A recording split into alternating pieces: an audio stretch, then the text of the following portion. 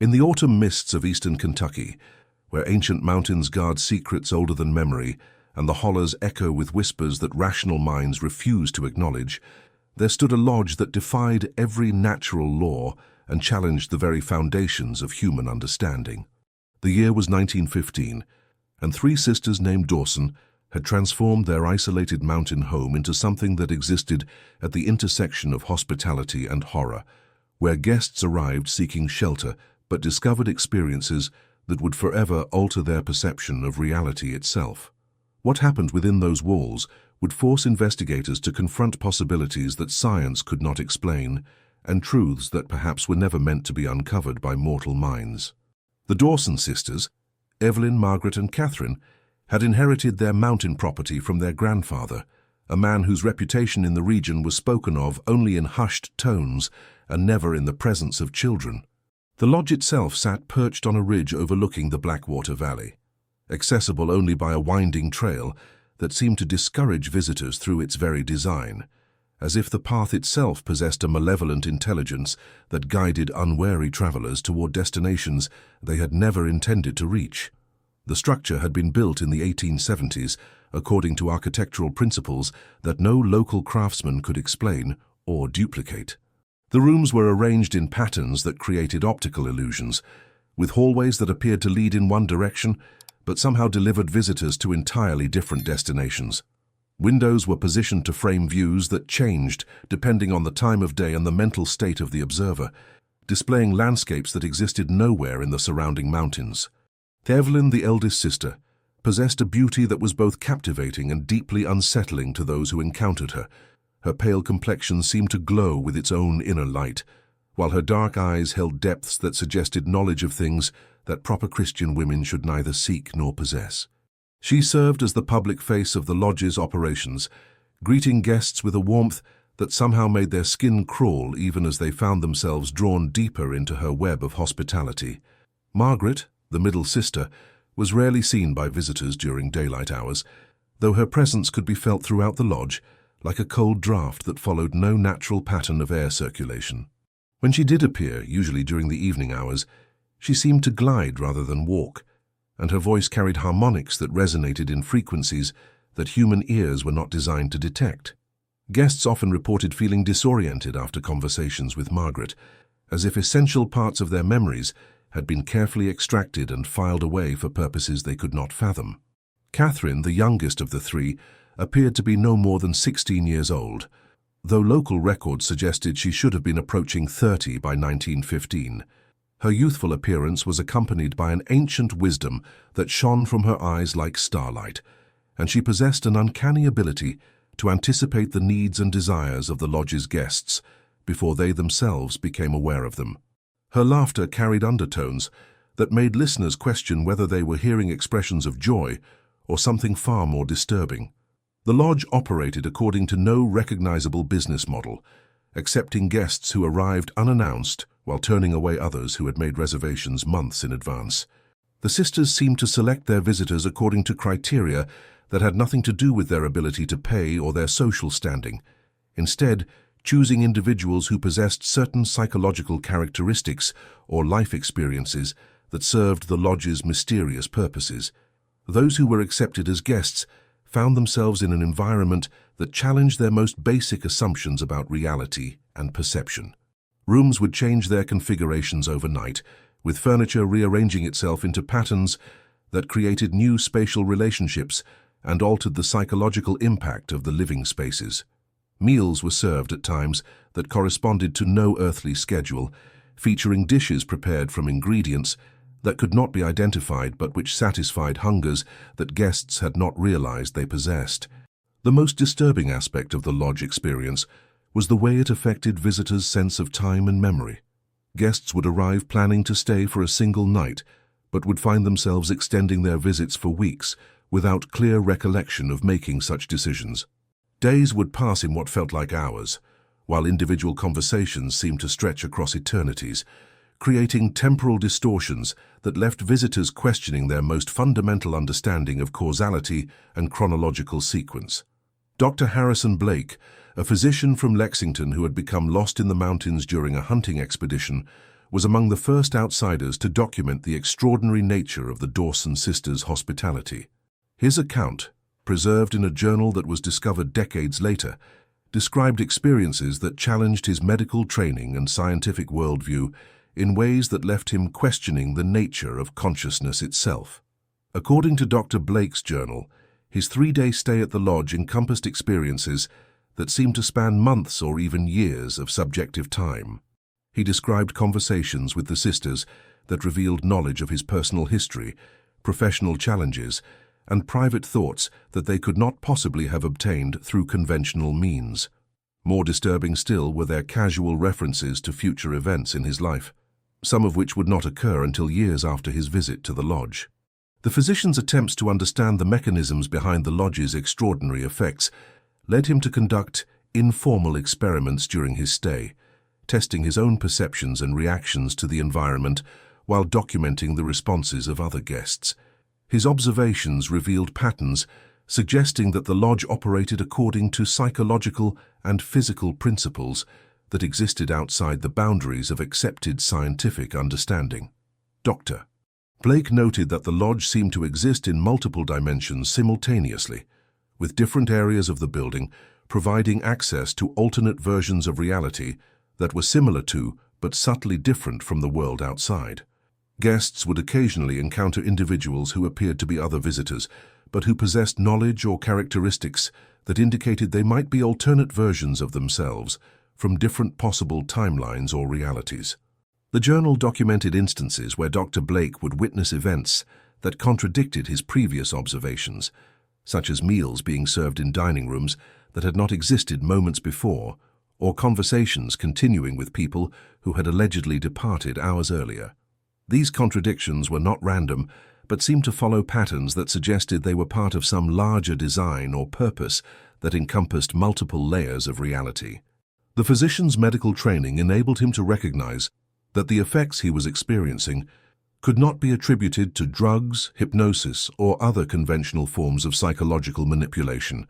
The consistency and complexity of the phenomena suggested that the lodge was utilizing principles of physics and consciousness that were unknown to contemporary science, possibly involving manipulation of space-time relationships or access to dimensions of existence that normal human perception could not detect.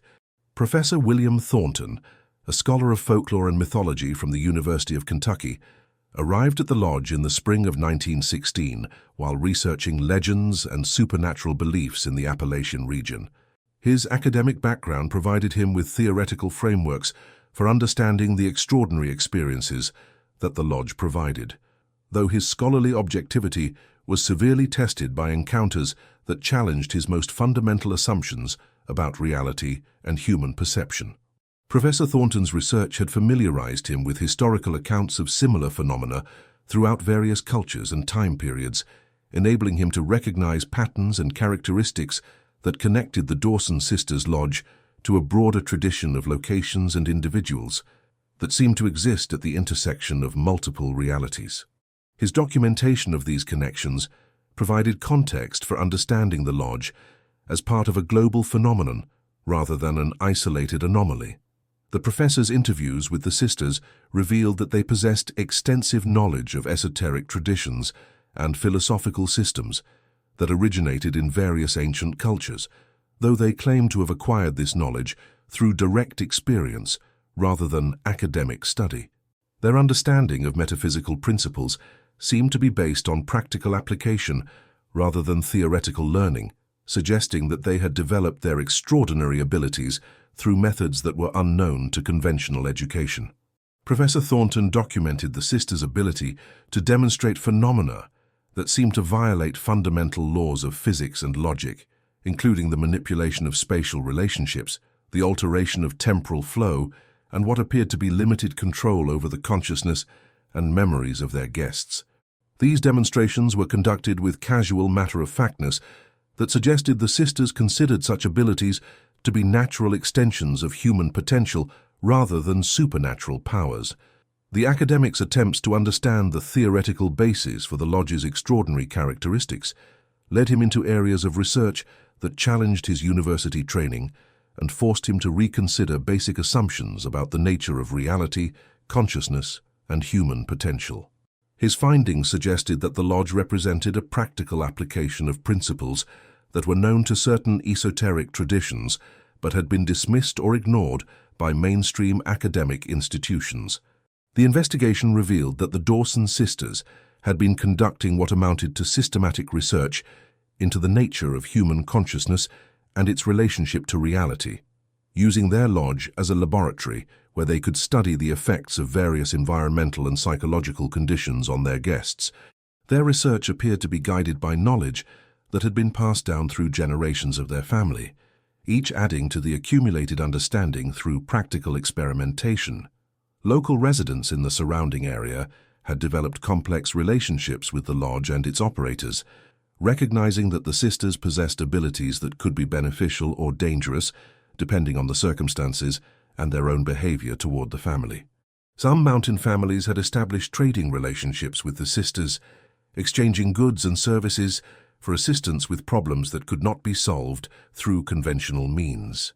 The regional folklore that had developed around the lodge reflected the community's attempts to understand and cope with phenomena that exceeded their conceptual frameworks, creating legends and stories that served as both warnings and guides for those who might encounter the sisters or be affected by their activities.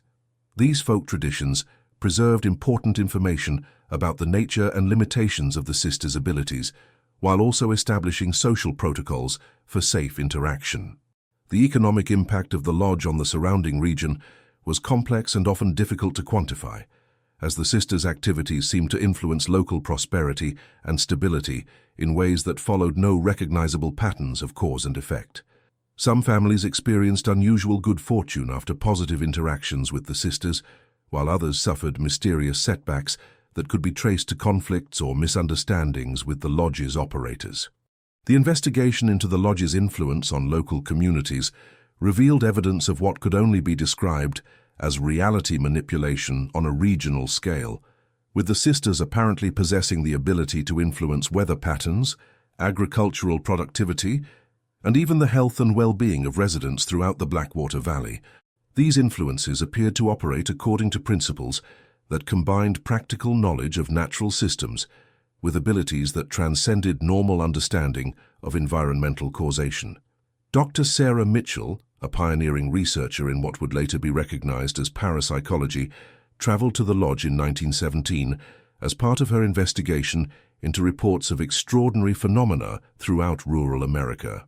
Her scientific background and systematic approach to documenting unusual experiences provided a more rigorous framework for understanding the nature and implications of the sisters' abilities. Dr. Mitchell's research methodology involved controlled experiments designed to test specific aspects of the phenomena associated with the lodge, while also documenting the physiological and psychological effects of extended exposure to the environment that the sisters had created. Her findings provided the first scientific validation of claims that had previously been dismissed as folklore or collective delusion.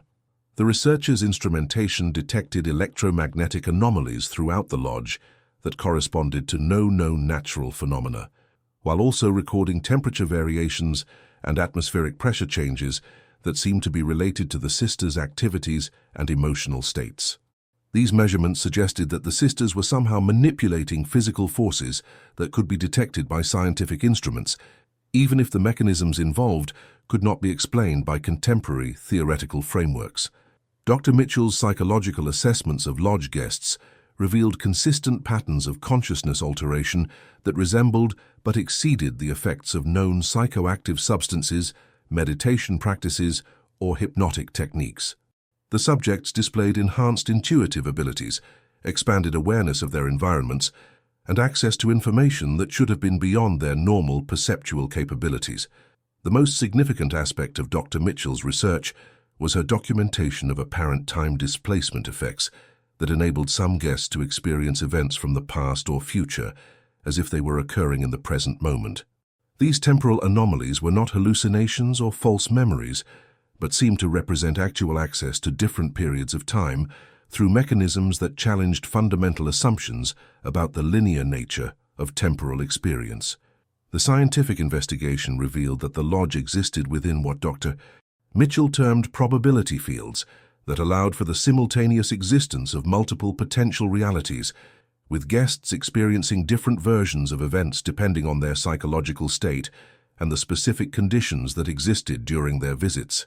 These probability fields seem to be maintained through the combined mental focus and abilities of the three sisters working in coordination.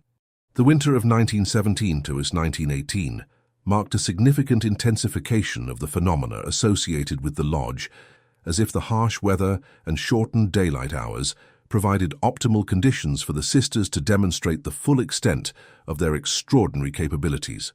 Guests during this period reported experiences that were more vivid and transformative than those documented during earlier visits, suggesting that seasonal or astronomical factors might influence the lodge's operational characteristics. During this period, the sisters began accepting visitors who arrived not by conventional travel, but through what could only be described as transportation across dimensional boundaries.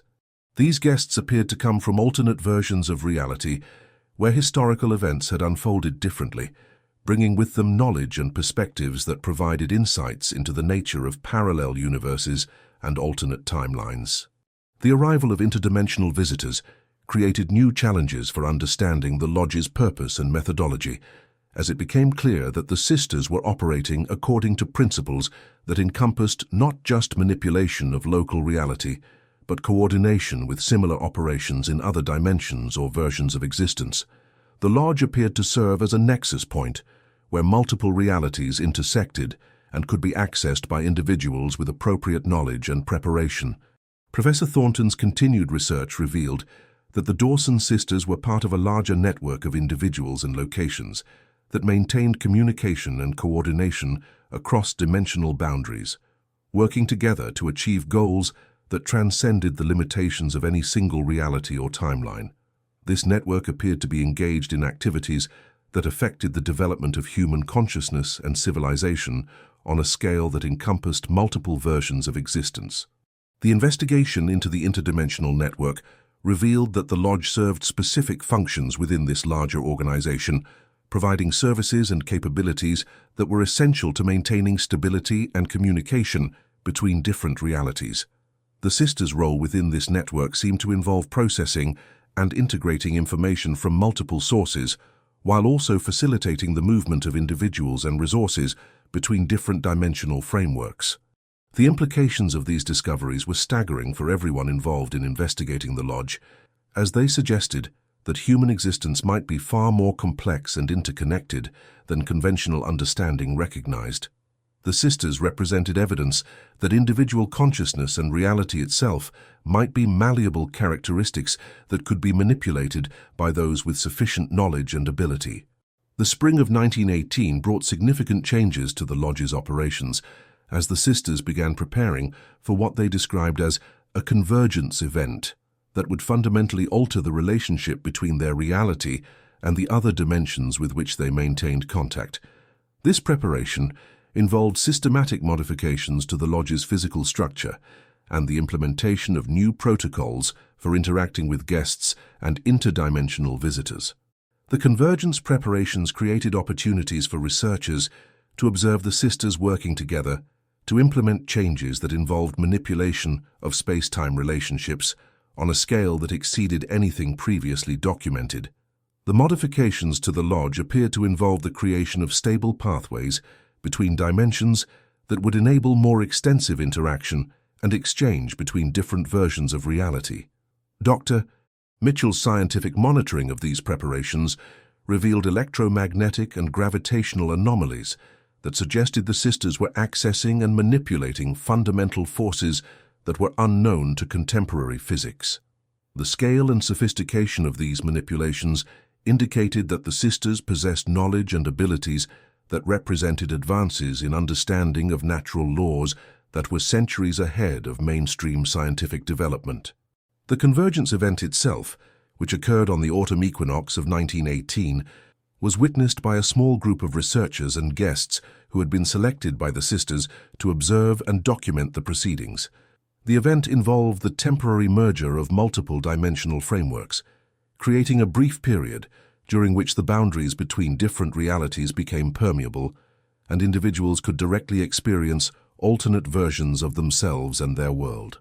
The witnesses to the convergence event reported that during the period of dimensional merger, the lodge became a window into infinite possibilities, with each room providing access to different potential timelines and alternate histories. The experience was simultaneously exhilarating and terrifying, as observers confronted the realization that their own existence represented just one of countless possible variations on the themes of human experience and cosmic development. The aftermath of the convergence event left permanent changes in both the lodge and the individuals who had witnessed it, creating lasting alterations in perception and consciousness that enabled ongoing access to interdimensional awareness and communication. The sisters emerged from the event with enhanced abilities and expanded purposes that reflected their integration into larger cosmic processes that encompassed multiple levels of reality and existence. The documentation of the convergence event and its aftermath provided the most comprehensive evidence ever gathered regarding the existence of multiple dimensions and the possibility of conscious interaction between different levels of reality.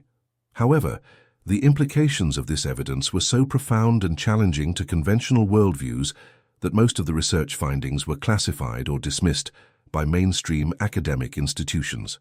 The modern understanding of the Dawson sisters and their Forbidden Lodge has benefited from advances in quantum physics, consciousness research, and interdimensional theory that have provided theoretical frameworks for comprehending phenomena that were incomprehensible to early 20th century investigators. Contemporary researchers have re-examined the historical documentation while applying modern analytical techniques to understand the mechanisms and implications of the extraordinary events that occurred. The quantum mechanical theories developed during the mid-20th century have provided explanations for many of the phenomena associated with the lodge, including the apparent manipulation of probability fields, the creation of stable dimensional gateways, and the alteration of temporal relationships. These theoretical advances suggest that the sisters possessed practical knowledge of quantum principles decades before such concepts were developed by mainstream physics. Contemporary research into consciousness and perception has revealed that human awareness possesses capabilities that far exceed conventional understanding, including the potential for direct interaction with quantum fields and interdimensional information sources.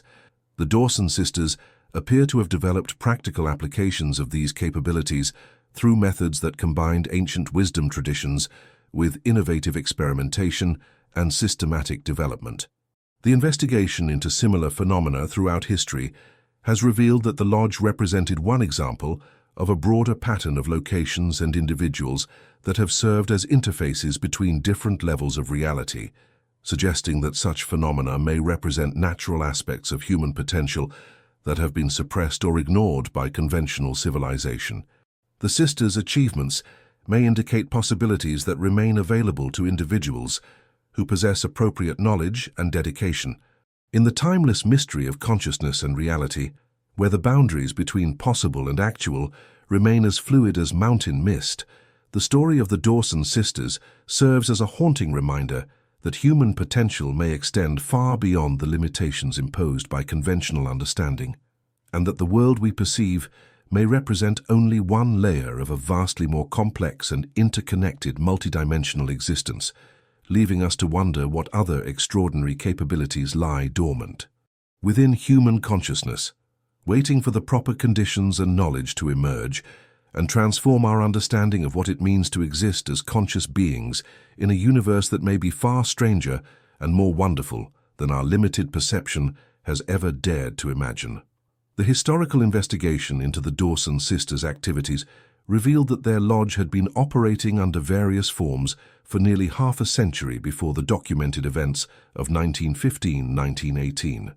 Local records, when they existed at all, contained fragmentary references to unusual phenomena in the Blackwater Valley dating back to the 1870s, suggesting that the extraordinary capabilities demonstrated by the sisters had been developed gradually through decades of experimentation and refinement.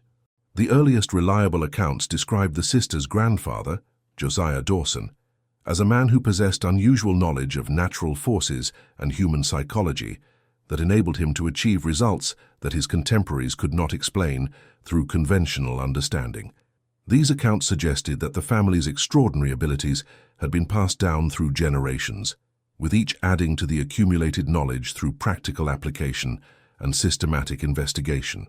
The architectural modifications that Josiah had made to the original lodge structure appeared to incorporate principles derived from various esoteric traditions and advanced understanding of acoustic, electromagnetic, and gravitational phenomena that were unknown to mainstream architecture and engineering. The building itself seemed to function as a kind of multidimensional instrument designed to amplify and focus the natural capabilities of its operators. Dr. Rebecca Morrison, a historian specializing in Appalachian folklore and unusual phenomena, conducted extensive research into the Dawson family history during the 1920s, uncovering evidence that the family had maintained connections to similar practitioners throughout North America and Europe. Her investigation revealed that the lodge was part of a network of locations that served specific functions in what appeared to be a coordinated program of consciousness research and dimensional exploration. The network connections discovered by Dr. Morrison suggested that the Dawson sisters were not operating in isolation, but were part of a sophisticated organization that coordinated activities across multiple continents and possibly multiple dimensions. The communication methods used by this network appeared to involve telepathic contact and interdimensional message transfer that enabled instantaneous coordination regardless of physical distance or dimensional barriers. The organizational structure revealed through Dr. Morrison's research indicated that different members of the network specialized in specific aspects of consciousness research and dimensional manipulation, with the Dawson sisters serving as experts in temporal distortion and probability field manipulation. Their lodge functioned as a training facility, where selected individuals could develop enhanced consciousness capabilities while also serving as a research station for investigating the nature of multidimensional reality.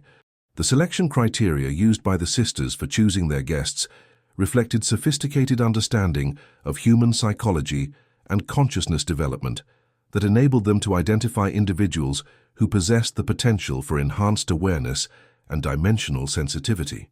These selection methods appeared to be based on subtle energy signatures and consciousness patterns that could be detected by those with appropriate training and sensitivity. The training programs conducted at the lodge involved systematic exposure to controlled reality distortions that gradually expanded guests' perceptual capabilities and consciousness flexibility. These programs were individually customized based on each guest's psychological profile and developmental potential, with some individuals receiving basic awareness enhancement, while others underwent more advanced preparation for interdimensional travel and consciousness expansion. The most advanced training programs prepared selected individuals to serve as dimensional liaison agents who could maintain conscious awareness while traveling between different reality frameworks. These agents performed various functions, including information gathering, resource coordination, and assistance with dimensional stability maintenance that required abilities far beyond normal human capabilities. Professor Marcus Whitfield of Columbia University conducted a comprehensive investigation into the theoretical foundations underlying the sisters' work, examining their methods through the lens of advanced physics and consciousness theory. His research revealed that the lodge operated according to principles that combined quantum mechanical effects with consciousness-directed reality manipulation in ways that anticipated theoretical developments that would not be formalized by mainstream physics until decades later. The professor's analysis revealed that the sisters had developed practical applications of quantum field theory, multiple universe theory, and consciousness-matter interaction principles that represented advances in understanding that were centuries ahead of contemporary academic knowledge. Their methods suggested access to information sources that transcended the limitations of normal human research and development capabilities. The quantum mechanical aspects of the lodge's operations involved manipulation of probability waves and quantum field fluctuations that enabled controlled alteration of local reality parameters. The sisters appeared to accomplish these manipulations through focused mental intention, combined with precise understanding of the mathematical relationships governing quantum processes. Professor Whitfield's research also revealed evidence that the lodge served as a testing ground for technologies and methodologies that were later implemented on larger scales by other members of the network. The experimental results achieved at the lodge provided data that informed the development of more ambitious projects involving mass consciousness, manipulation, and large-scale dimensional engineering. The dimensional engineering projects documented by the professor's investigation involved the creation of stable interdimensional interfaces that enabled systematic exploration of alternate reality frameworks. These projects appeared to be part of a long-term research program aimed at understanding the fundamental nature of existence and developing capabilities for conscious participation in cosmic evolutionary processes. The biological and psychological effects of extended exposure to the lodge environment were documented by Dr. Emily Hartwell, a physician and researcher who specializing in the physiological aspects of consciousness expansion. Her studies revealed that guests who spent significant time at the lodge developed permanent alterations in brain structure and function that enabled ongoing access to enhanced awareness states and interdimensional perception. The neurological adaptations documented by Dr. Hartwell included the development of new neural pathways that facilitated communication between normally separate brain regions, along with modifications to existing structures that enhanced sensory processing and pattern recognition capabilities. These changes appeared to be beneficial enhancements that expanded human cognitive potential rather than pathological alterations. The physiological monitoring conducted by Dr. Hartwell revealed that lodge guests experienced systematic changes in brainwave patterns, hormone production, and cellular metabolism that corresponded to the development of enhanced consciousness capabilities. These changes followed predictable patterns that suggested they were the result of controlled developmental processes rather than random biological mutations. The long-term follow-up studies conducted by Dr. Hartwell revealed that individuals who had undergone consciousness expansion at the lodge maintained their enhanced capabilities throughout their lives, while also demonstrating increased creativity, intuitive abilities, and problem-solving skills in their regular activities. These improvements appeared to represent genuine advances in human potential rather than temporary alterations. The social and cultural impact of the lodge's activities on the surrounding region was documented by anthropologist Dr. James Peterson, whose research revealed that the sisters' presence had created significant changes in local folklore, social relationships, and community dynamics. The mountain communities had developed complex cultural adaptations that enabled them to coexist with phenomena that exceeded their conceptual frameworks. The regional folklore that developed around the lodge served multiple functions, including the preservation of important safety information, the establishment of social protocols for interaction with the sisters, and the integration of extraordinary experiences into community narrative traditions. These folklore adaptations demonstrated remarkable cultural flexibility and creativity in responding to challenges that had no historical precedents. Dr. Peterson's anthropological investigation revealed that the lodge had become a pilgrimage destination for individuals seeking consciousness expansion and spiritual development from throughout North America and beyond. These pilgrims brought diverse cultural perspectives and knowledge traditions that enriched the lodge's research programs while also spreading awareness of consciousness development possibilities throughout their home communities. The economic impact of the lodge's operations on the regional economy was complex and multifaceted, involving both conventional financial transactions and more unusual forms of exchange that included knowledge transfer, consciousness development services, and access to interdimensional resources. The sisters appeared to operate according to economic principles that transcended normal monetary systems while still maintaining practical relationships with conventional business structures. The resource management methods employed by the sisters demonstrated understanding of ecological and economic systems that enabled them to achieve sustainability and abundance through techniques that were unknown to conventional resource management approaches. Their methods appeared to involve cooperation with natural systems and interdimensional resource sharing that transcended the limitations of local material availability. The investigation into the lodge's resource management revealed evidence of what could only be described as materialization abilities that enabled the sisters to obtain needed supplies and equipment through processes that bypassed normal manufacturing and distribution channels. These abilities appeared to involve conscious direction of quantum field fluctuations that enabled controlled matter creation and manipulation. The educational programs conducted at the lodge provided instruction in consciousness development techniques, interdimensional navigation methods, and reality manipulation principles that were unavailable through any conventional educational institutions. These programs attracted students from academic, religious, and scientific communities who sought knowledge that transcended the limitations of their formal training.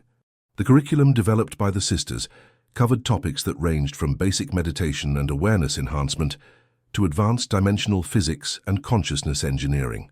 The instruction methods employed principles of accelerated learning and direct knowledge transfer that enabled students to acquire complex skills and understanding in timeframes that were impossible through conventional educational approaches.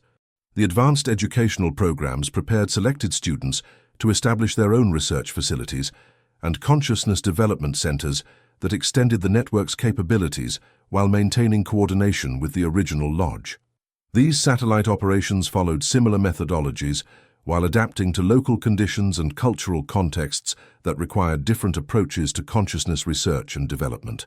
The winter of 1919 and 1920 marked a significant transition in the lodge's operations as the sisters began implementing systematic modifications to local space-time relationships that would enable more extensive interdimensional activities. These modifications involved the creation of permanent dimensional gateways that would remain stable without requiring constant maintenance from the sisters themselves. The Dimensional Gateway project represented the culmination of decades of research and development that had prepared the lodge to serve as a permanent interdimensional interface station. The implementation of stable gateways required precise coordination with similar operations throughout the network to ensure that the modifications would integrate properly with the larger multidimensional infrastructure being developed. The engineering challenges involved in creating stable dimensional gateways exceeded anything previously attempted by the network, requiring innovations in consciousness-directed reality manipulation that pushed the boundaries of what had been considered possible even within their advanced theoretical frameworks. The sisters' success in meeting these challenges demonstrated capabilities that represented evolutionary advances in human potential. The completion of the Dimensional Gateway project enabled the lodge to begin serving as a transportation hub for interdimensional travel that connected multiple reality frameworks through a centralized coordination system. This development represented a major advance in the network's capabilities and opened possibilities for expanded exploration and resource sharing between different versions of existence. The spring of 1920 brought the first systematic interdimensional expeditions launched from the lodge as permanent base of operations. These expeditions involved teams of trained consciousness explorers who could maintain coherent awareness while traveling through dimensional barriers to investigate alternate reality frameworks and establish communication with other versions of human civilization. The expeditionary teams that operated from the lodge discovered that human civilization had developed along different pathways in various dimensional frameworks, creating alternate versions of history and society that provided valuable insights into the range of possibilities available for human development. These discoveries contributed to understanding of evolutionary potential that informed the network's long-term planning and development strategies. The interdimensional exploration program revealed that the network operated across multiple reality frameworks simultaneously, with different versions of the same individuals coordinating activities between dimensional barriers to achieve objectives that transcended the limitations of any single timeline or universe. The lodge served as a coordination center that enabled communication and resource sharing between these different versions of the network. The technological developments that emerged from the interdimensional exploration program included innovations in consciousness expansion techniques, reality manipulation methods, and interdimensional communication systems that represented advances far beyond anything available through conventional research and development. These innovations were gradually introduced to selected individuals and organizations throughout multiple dimensional frameworks. The summer of 1920 witnessed the implementation of the Lodge's most ambitious project, the creation of a permanent multidimensional research facility that would serve as headquarters for network operations across multiple reality frameworks simultaneously. This facility existed in several dimensions concurrently while maintaining unified coordination and resource-sharing capabilities. The multidimensional research facility represented the culmination of the network's developmental efforts and provided capabilities for consciousness research and dimensional manipulation that exceeded anything previously achieved in human history. The facility served as both a research center and a training institution that prepared individuals for participation in cosmic evolutionary processes that spanned multiple levels of existence. The operational capabilities of the multidimensional facility included systematic consciousness expansion programs, interdimensional travel services, alternate timeline research, and coordination of network activities across multiple reality frameworks. These capabilities enabled the network to pursue objectives that involved the conscious participation of human intelligence in cosmic evolutionary processes.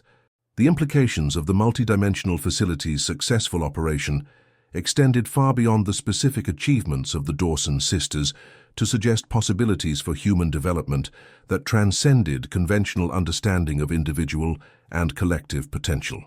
The facility demonstrated that human consciousness possessed capabilities that could enable active participation in the fundamental processes that governed cosmic evolution and multidimensional reality.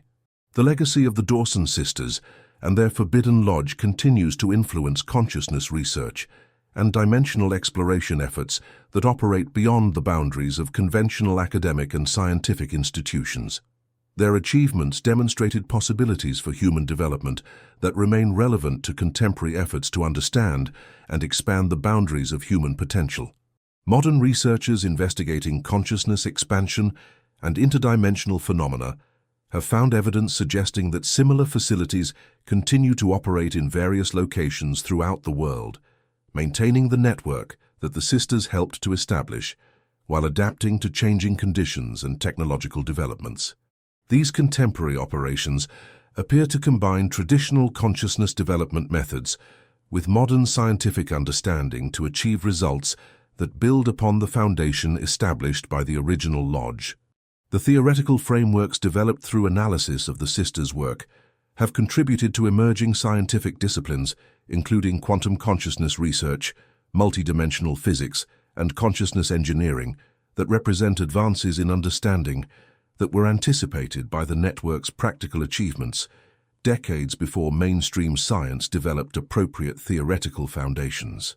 In the eternal mystery of consciousness and possibility, where the boundaries between individual awareness and cosmic intelligence remain as permeable as the mountain mists that shroud ancient secrets, the story of the Dawson sisters stands as testament to the extraordinary potential that lies dormant within human consciousness, waiting for the proper knowledge and dedication to unlock capabilities that transcend every limitation imposed by conventional understanding, reminding us that the reality we perceive may represent only the smallest fragment of existence, and that human beings may possess the capacity to participate consciously in cosmic processes that encompass infinite dimensions of possibility, leaving us to wonder what other marvels await discovery by those brave enough to venture beyond the comfortable boundaries of accepted knowledge into realms where consciousness itself becomes the ultimate frontier for exploration and development.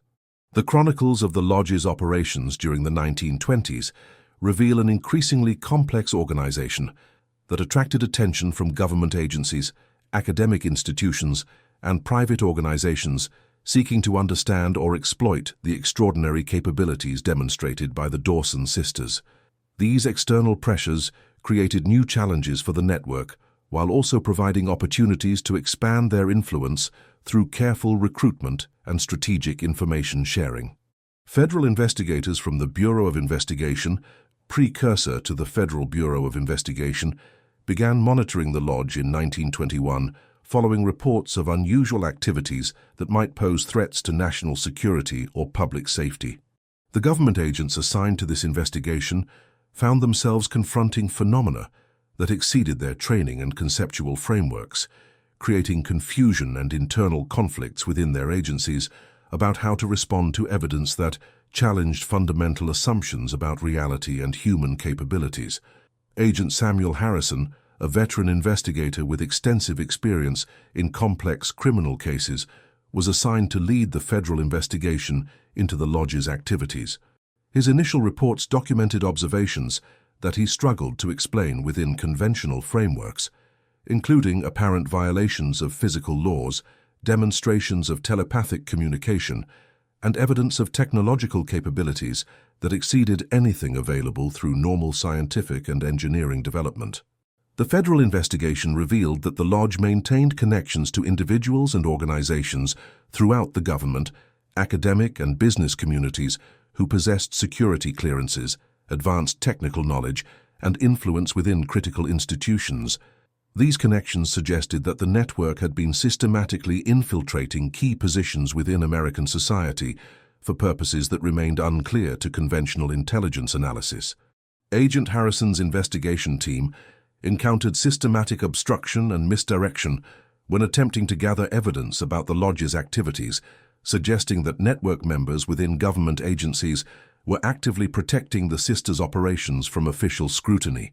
The counterintelligence capabilities demonstrated by the network exceeded those of foreign espionage organizations and indicated access to information sources that transcended normal human intelligence gathering methods. The psychological effects of investigating the lodge began to affect federal agents in ways that compromised their objectivity and operational effectiveness. Agent Harrison documented instances where team members experienced altered consciousness states, enhanced intuitive abilities, and what appeared to be telepathic contact with the sisters, despite being located hundreds of miles from the lodge itself. The most disturbing aspect of the federal investigation was the gradual realization that the sisters possessed the ability to influence government decision-making processes through techniques that operated below the threshold of conscious awareness. Policy decisions, budget allocations, and personnel assignments appeared to be subtly guided to serve network objectives while maintaining the appearance of normal governmental operations. Dr. Margaret Thornfield, a psychiatrist contracted by the federal government to assess the psychological aspects of the lodge investigation, found herself drawn into research that challenged every assumption of her medical training. Her analysis of agent reports and witness testimonies revealed patterns of consciousness alteration that suggested the sisters possessed abilities that exceeded anything documented in psychiatric or psychological literature.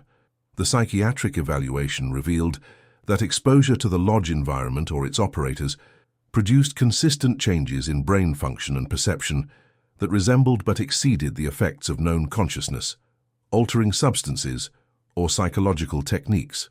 These changes appeared to be beneficial rather than pathological, enhancing cognitive function and expanding perceptual capabilities in ways that improved rather than impaired mental health and performance. Dr. Thornfield's research led her to conclude that the sisters represented examples of evolutionary advancement in human consciousness rather than psychological anomalies or supernatural phenomena. Her report suggested that the abilities demonstrated at the lodge might represent natural human potentials that had been suppressed or underdeveloped through conventional socialization and education processes. The implications of Dr. Thornfield's findings created conflicts within government agencies about whether the sisters should be considered threats to be neutralized or resources to be cultivated for national advantage.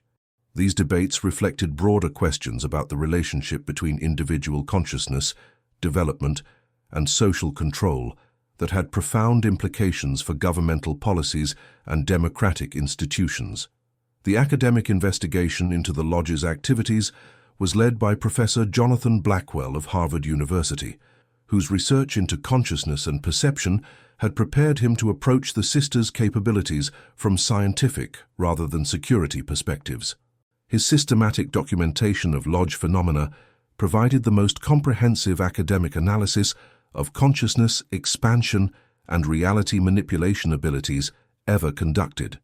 Professor Blackwell's research methodology involved controlled experiments designed to test specific aspects of the sisters' abilities, while documenting the mechanisms and limitations of their consciousness manipulation techniques. His findings provided scientific validation for claims that had previously been dismissed as impossible or fraudulent by mainstream academic institutions. The experimental results documented by Professor Blackwell included demonstrations of telepathic communication, precognitive awareness, psychokinetic manipulation of physical objects, and apparent violations of conservation laws through materialization and dematerialization of matter. These demonstrations were conducted under controlled conditions that eliminated conventional explanations such as fraud, suggestion, or misperception. The professor's analysis revealed that the sisters' abilities operated according to principles that were consistent with emerging theories in quantum physics and consciousness research, though their practical applications exceeded what contemporary science considered theoretically possible. The sisters appeared to have developed intuitive understanding of quantum mechanical principles decades before such concepts were formalized by academic physics. Professor Blackwell's research also revealed that the consciousness expansion techniques developed at the Lodge could be taught to other individuals, though the learning process required extensive preparation, and not all students achieved the same levels of capability as the sisters themselves. The educational programs conducted by the professor with Lodge-trained students provided the first systematic attempt to develop consciousness expansion as an academic discipline. The success of the academic consciousness expansion programs attracted attention from universities and research institutions throughout North America and Europe, creating demand for trained instructors and curriculum development that expanded the network's influence within educational establishments. These academic programs provided cover for more advanced consciousness research, while also serving as recruitment centers for identifying individuals with exceptional potential. The industrial applications of consciousness expansion techniques were explored by a consortium of business leaders and inventors who recognized the potential economic value of enhanced human capabilities. These applications included improved problem-solving abilities, enhanced creativity and innovation, accelerated learning and skill development, and improved communication and coordination within organizational structures. The business consortium that worked with the Lodge developed new approaches to product design, manufacturing processes, and market analysis that utilized consciousness expansion techniques to achieve results that exceeded conventional business methodologies. These innovations provided economic benefits that enabled continued funding for consciousness research, while also demonstrating practical applications that attracted additional investment and support. The most successful industrial applications involved the development of new technologies that incorporated consciousness, directed design principles, and manufacturing processes. These technologies often displayed performance characteristics that exceeded theoretical limitations and demonstrated operational capabilities that could not be explained through conventional engineering analysis. The technological innovations that emerged from Lodge-affiliated research included advances in materials science, energy generation and storage, communication systems, and transportation methods that represented decades of advancement beyond contemporary technological capabilities. These innovations were gradually introduced through conventional patent and development processes to avoid attracting unwanted attention from competitors or regulators. The international expansion of the network during the 1920s involved the establishment of similar facilities in Europe, Asia, and other regions, where local conditions and cultural contexts supported consciousness research and development activities. These international operations followed similar methodologies while adapting to different cultural and linguistic environments that required modifications in approach and technique. The European operations were centered in remote locations throughout the Alps, Scottish Highlands, and Scandinavian forests, where isolation and natural environmental factors provided optimal conditions for consciousness expansion work. These facilities attracted individuals from throughout Europe who sought alternatives to conventional educational and spiritual development approaches. The Asian operations drew upon traditional meditation and consciousness development practices that had been preserved within various religious and philosophical traditions, combining ancient wisdom with modern scientific understanding to achieve results that exceeded what either approach could accomplish independently. These programs attracted practitioners from throughout Asia, who brought diverse cultural perspectives and techniques to the network's research efforts. The coordination between international network operations involved communication and resource-sharing methods that transcended conventional diplomatic and commercial channels, utilizing telepathic contact and interdimensional message transfer to maintain unity of purpose and methodology despite geographical separation and cultural differences. The global expansion of consciousness research activities during the 1920s created a foundation for what would become a worldwide network of individuals and organizations dedicated to expanding human potential and exploring the fundamental nature of consciousness and reality. This network operated parallel to conventional institutions while maintaining careful secrecy about its ultimate objectives and capabilities. The economic and political implications of the network's activities became increasingly significant as consciousness-enhanced individuals assumed positions of influence within governments, corporations, and academic institutions throughout the world. These placements enabled coordinated efforts to guide social and technological development in directions that supported consciousness expansion and human potential development. The network's influence on historical events during the 1920s and 1930s was subtle but systematic, involving the promotion of scientific research, educational reforms, and social policies that created conditions more favorable to consciousness development while avoiding direct confrontation with established power structures that might resist such changes. The outbreak of World War II created new challenges and opportunities for the network, as global conflict disrupted conventional institutions while also creating demand for enhanced human capabilities that could provide advantages in intelligence gathering, strategic planning, and technological development. The network's response to these challenges involved both protective measures to preserve their research facilities and strategic interventions to minimize the destructive effects of the conflict. The wartime period saw accelerated development of consciousness, expansion applications for military and intelligence purposes, though these applications were carefully controlled to prevent misuse, while still providing benefits that could help end the conflict more quickly. The network's contributions to the Allied victory included enhanced intelligence analysis, improved communication and coordination, and technological innovations that provided strategic advantages. The post-war period brought opportunities for expanded consciousness research as governments and institutions recognized the value of enhanced human capabilities for economic development, scientific advancement, and social progress.